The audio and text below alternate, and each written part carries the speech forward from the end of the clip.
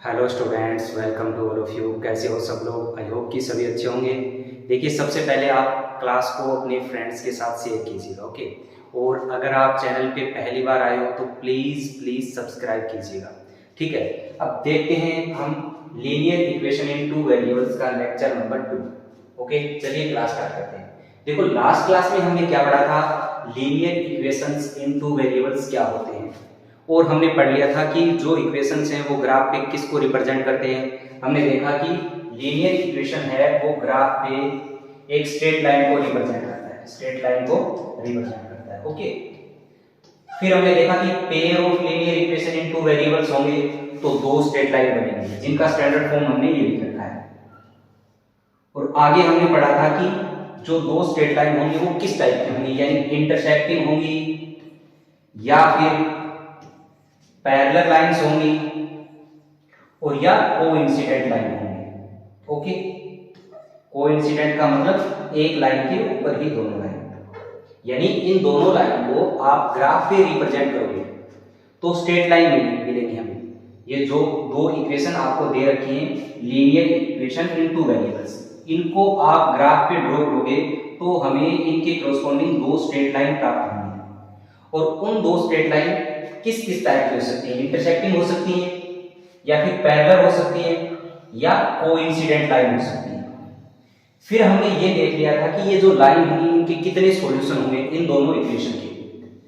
तो इस केस में हमें एक सॉल्यूशन मिला था, यूनिक सॉल्यूशन, और इस केस में पैरेलल लाइन होंगी तो नो सॉल्यूशन, एंड अगर कोइंसिडेंट लाइन होगी तो इनफाइनाइट नंबर ऑफ सॉल्यूशन सभी मिलेंगे। आज की क्लास में हमें उन सॉल्यूशन को फाइंड करना सीखना है, यानी हमें ये तो पता चल गया कि कितने सॉल्यूशन होंगे, अब ये निकालना है कि वो सॉल्यूशन कैसे फाइंड होंगे। यानी हमारा टारगेट यहाँ पर x और y की वैल्यू फाइंड करना है, ओके। तो हमारे पास कौन कौन से मेथड हैं वो सीखने हैं, ठीक है। चलिए स्टार्ट करते हैं। सबसे पहले मेथड्स टू फाइंड सॉल्यूशंस, यानी जो सॉल्यूशन है x और y की वैल्यू है वो फाइंड करने के हमारे पास कौन से मेथड्स हैं। सबसे पहला मेथड है हमारे पास अलजेब्रिक मेथड, एंड दूसरा मेथड है ग्राफिकल मेथड, ओके। अलजेब्रिक में हमारे पास तीन मेथड हैं, substitution method, elimination method and cross multiplication method. अब ये वाला आपके एनसीईआरटी के सिलेबस से हटा दिया है इस बार, सो हमें एनसीईआरटी के हिसाब से केवल ये दो मेथड पढ़ने हैं। हालांकि हम क्रॉस मल्टीप्लिकेशन मेथड भी सीखेंगे, वो भी आगे आपके काम आएगा अगर आप आगे मैथ रखना चाहते हो, ओके। और जिन बच्चों को एनसीईआरटी करनी है वो केवल सब्स्टिट्यूशन मेथड और एलिमिनेशन मेथड सीखेंगे, ओके। उसके बाद हमें ग्राफिकल मेथड सीखना है। सो हमारे पास बेसिकली दो मेथड है, कौन कौन से? Algebraic and graphical. अलजेब्राइक में हमारे पास तीन मेथड है जिसमें ये दो एनसीईआरटी आपके सिलेबस में है। तो अब हम स्टार्ट करते हैं सबसे पहले सब्स्टिट्यूशन मेथड, ओके, यानी सब्स्टिट्यूशन मेथड। सो ये जो भी इक्वेशन है एग्जांपल के थ्रू हम समझेंगे। इस इक्वेशन में x और y की वैल्यू हमें फाइंड करनी है by using substitution method, okay. तो सबसे पहले सब्स्टिट्यूशन मेथड क्या होता है? एक्चुअल में देखो यहां पर हमारे पास दो इक्वेशन है। अब देखिए linear equation in one variable होता है, लाइक हमारे पास एक वेरिएबल में इक्वेशन है x + 3 बराबर 10, इसको सोल्व करना है। तो इसके लिए आपके पास मेथड है, इसे दूसरी साइड भेज दो और ये आ जाएगा 10 - 3, सो x बराबर 7। अब देखिए ये आपका linear equation in one variable था जो आपने 8th क्लास में पढ़ा है, 9th में पढ़ा होगा। यानी अगर एक वेरिएबल है तो उसे हम एक इक्वेशन की हेल्प से सोल्व कर सकते हैं, ये बात समझ आ रही। बट अगर इक्वेशन के अंदर दो वेरिएबल है तो हमें दो इक्वेशन चाहिए, यानी यहां पर x और y की वैल्यू फाइंड करने के लिए हमें दो इक्वेशन चाहिए। तो हमारे पास दो इक्वेशन है। अगर तीन वेरिएबल होते किसी इक्वेशन में, लाइक ऐसा इक्वेशन है x + y + 3z। अब इस इक्वेशन में अगर हमें x, y और z की वैल्यू निकालनी है तो हमें तीन इक्वेशन चाहिए। ये बात समझ आई क्या? तो यहां पर हमारे पास दो वेरिएबल है तो हमें दो इक्वेशन चाहिए, ओके। अब सब्स्टिट्यूशन मेथड में हम क्या करेंगे, किसी भी एक इक्वेशन से, चाहे आप इक्वेशन 1 को पकड़ो या इक्वेशन 2 को, यहां से आपको क्या करना है, चाहे तो किसी भी एक वेरिएबल की वैल्यू निकाल लो। अगर कोई बच्चा x की वैल्यू निकालना चाहे तो x की निकाल लो, y की निकालना चाहे तो y की, और इक्वेशन 1 से निकालोगे तो उसे 2 में पुट कर देना है। देखो मैं कर रहा हूं, अभी देखो फ्रॉम इक्वेशन 1 यहां हम 1 से लिखेंगे, यहां से x बराबर क्या आ जाएगा 14 माइनस 1। अब ये x की वैल्यू आ गई 14 माइनस 1। अब हमने इक्वेशन 1 से निकाला है तो इसे इक्वेशन 2 में x की जगह पुट कर देंगे। ओके,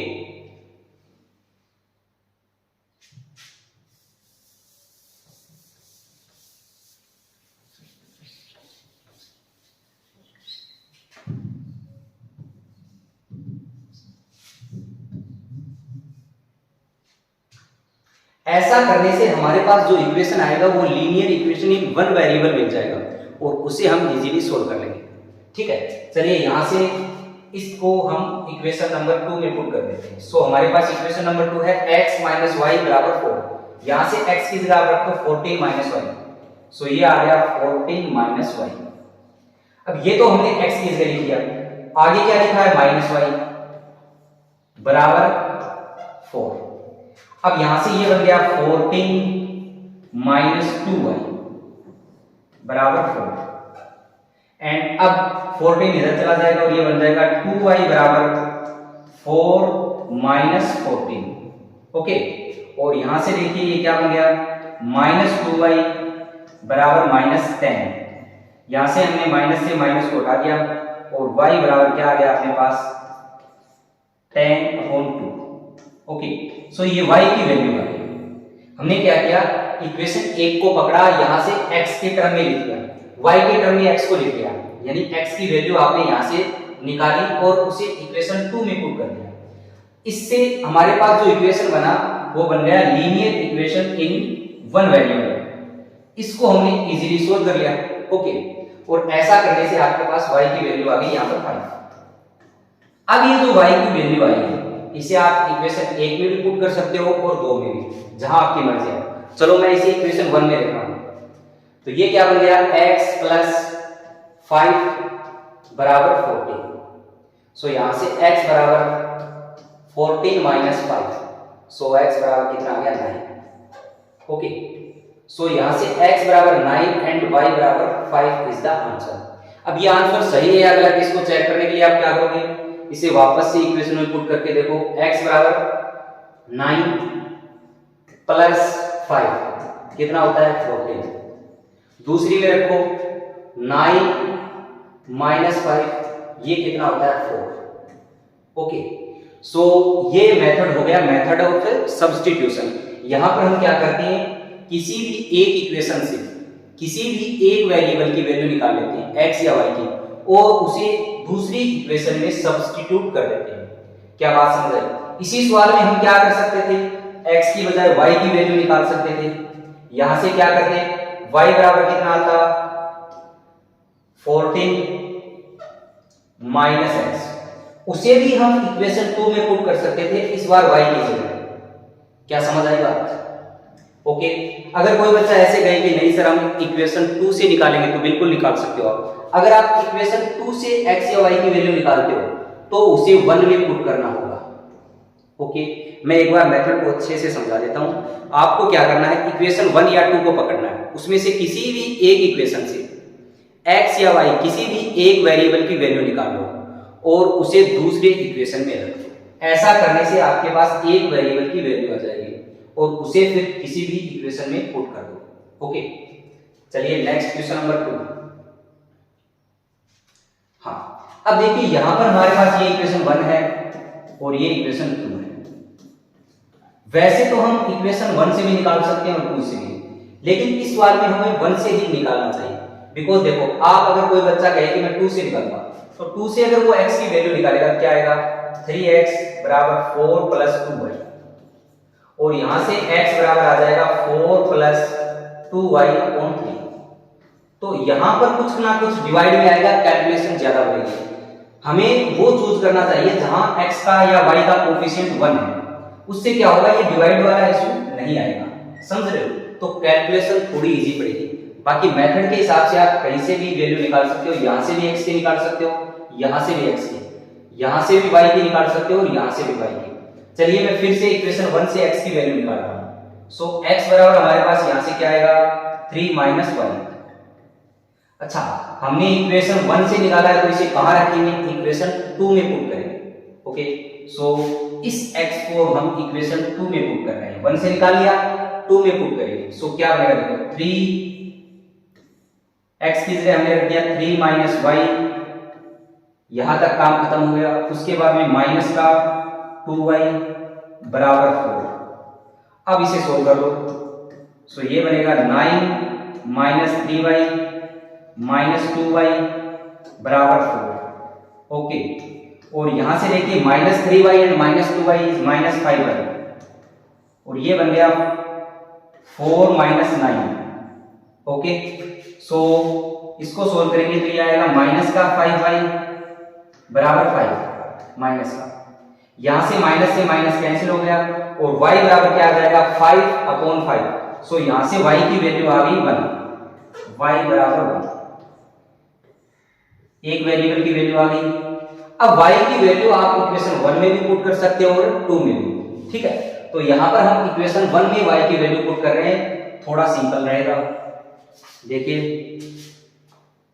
हाँ, x प्लस y कितना है 1 बराबर 3, यहां से x बराबर आ गया 3 माइनस 1 बराबर 2। ओके, इसे भी आप रख के देख सकते हो इक्वेशन 1 और 2 में, x बराबर 2 और y बराबर 1। अच्छा, कोई कहे कि इसको रख के दिखाओ, देखिए 2 से भी आ रहा है। सो मैं इसे 2 में रख रहा हूं, तो 2 में रखेंगे 3x minus 2 into y is 1 बराबर 4। सो यहां से देखिए ये बन गया 3x बराबर 4 प्लस 2। सो यहां से 3x बराबर आ गया 6 and x is 6 divide by 3 बराबर।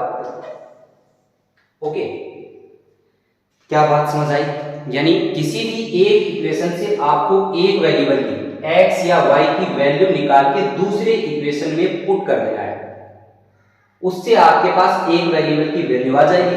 फिर जो वैल्यू आए उसे इक्वेशन 1 या 2 में किसी में भी पुट कर दो। अभी भी समझ नहीं आया तो एक बार दोबारा वीडियो को देखो, और फिर से समझ नहीं आया तो आगे के एग्जांपल से समझ आ जाए। नाउ क्वेश्चन नंबर 3, ये फिर से सिंपल है, ये तो वैसे ही दिख रहा है। अब यहां से मैं इक्वेशन 2 से निकाल रहा हूं इस बार, ये 2 है, ये 1 है।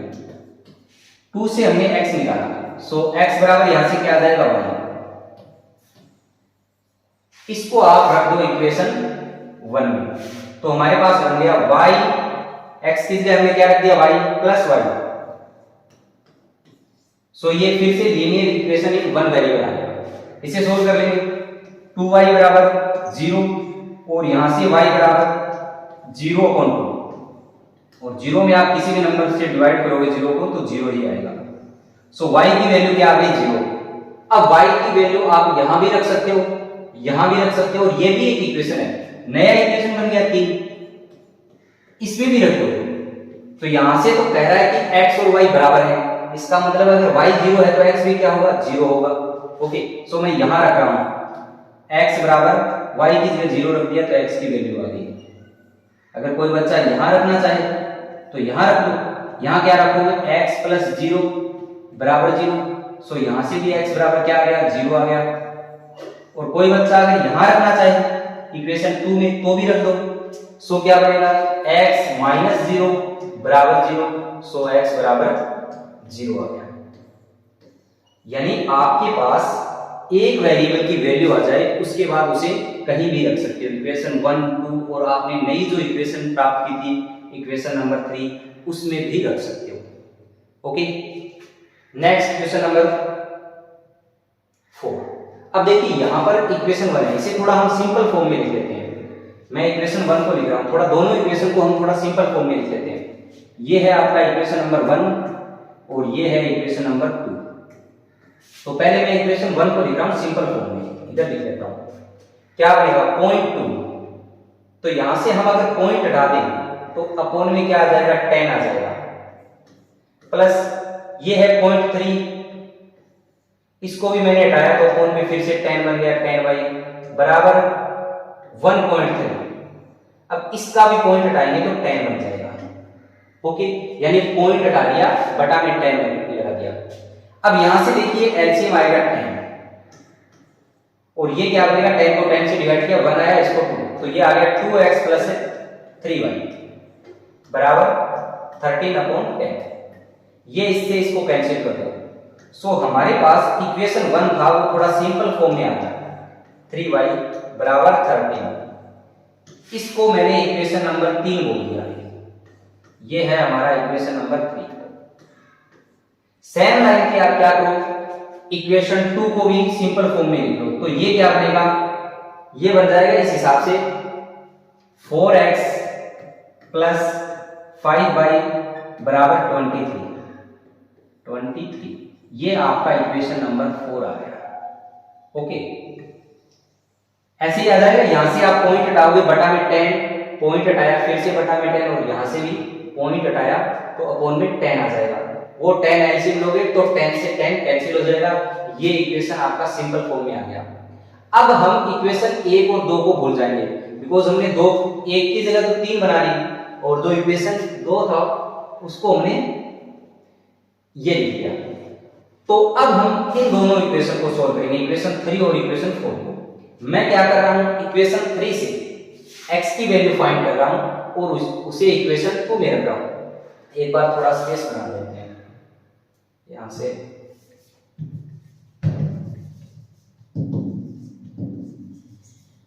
यार ये भी सही से नहीं बना।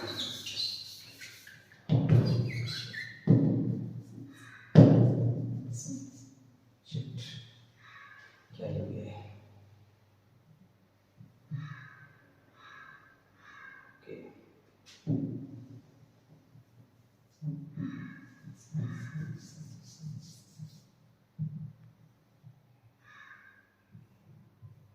अरे यार तो क्या चलता है भाई।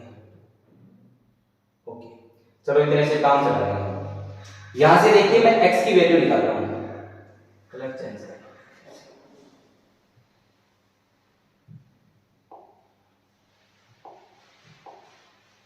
ये कलर ले लो। सो यहां से देखिए 2x बराबर कितना आएगा,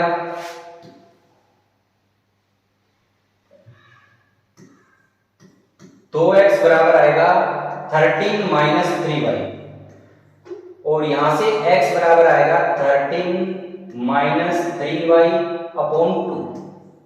ओके, ये वाली वैल्यू हम इक्वेशन 4 में रखेंगे। हमने इक्वेशन 1 और 2 को कन्वर्ट कर लिया, इक्वेशन 3 और 4 में सिंपल फॉर्म में लिख लिया और उसके बाद हम क्या कर रहे हैं, इक्वेशन 3 से x की वैल्यू फाइंड की, उसे अब 4 में रखेंगे।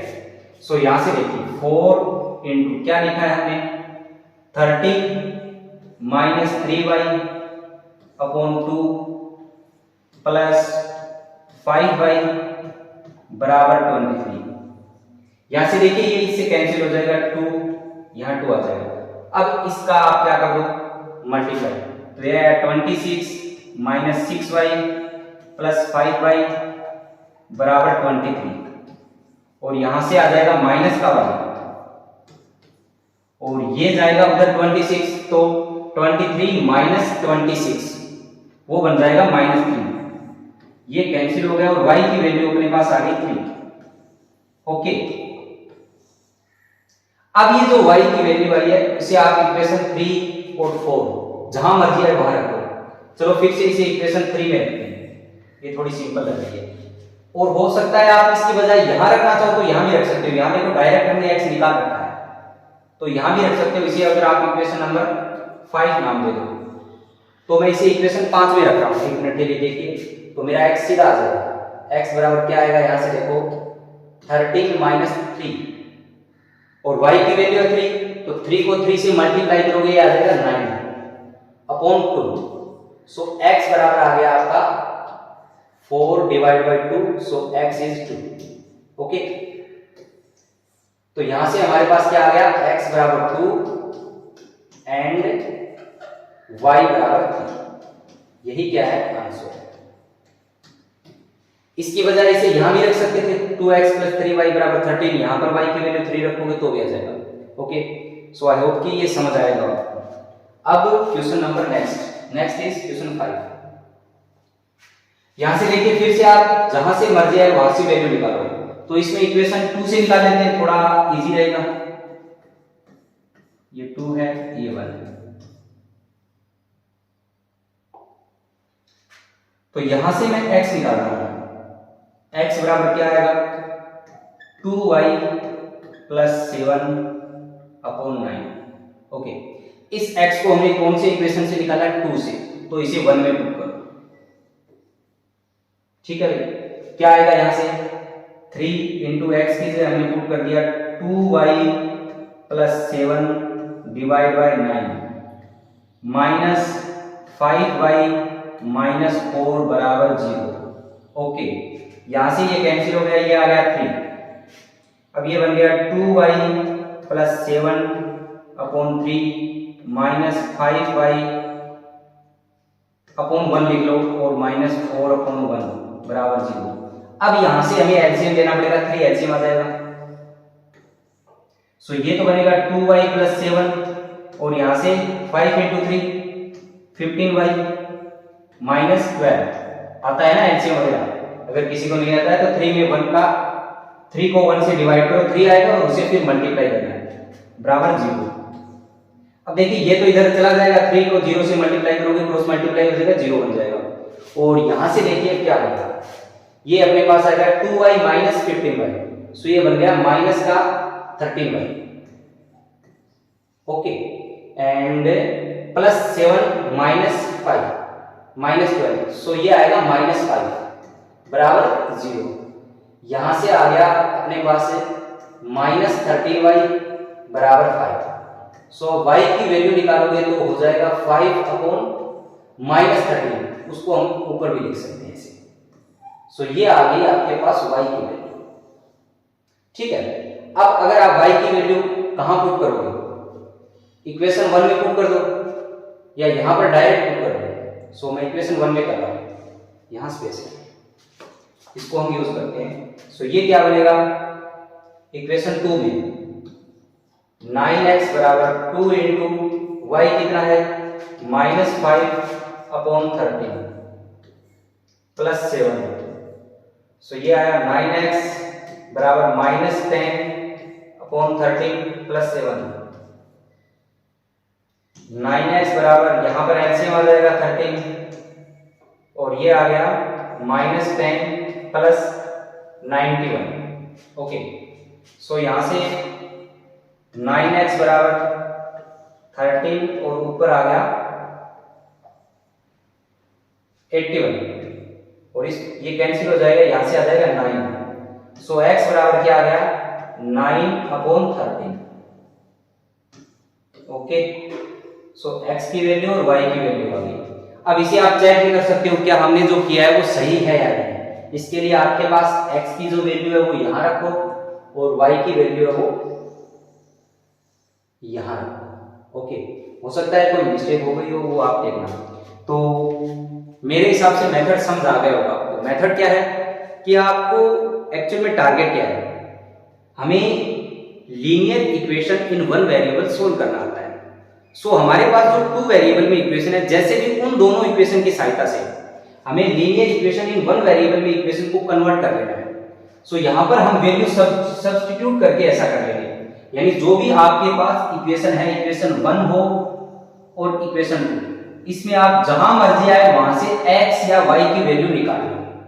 अगर आप इक्वेशन 1 से निकालते हो तो उसे 2 में रख दो और 2 से निकालते हो तो 1 में रख दो। ऐसा करने से आपके पास एक इक्वेशन आएगा, वो होगा linear equation in one variable. उसको सोल्व करने के बाद आपके पास एक वेरिएबल की वैल्यू आ जाएगी और उसे फिर आप जो मर्जी आए उस इक्वेशन में रख दो। ओके, तो सब्स्टिट्यूशन मेथड है, उसमें इतना ही है। ये हमने सब्स्टिट्यूशन मेथड पढ़ लिया।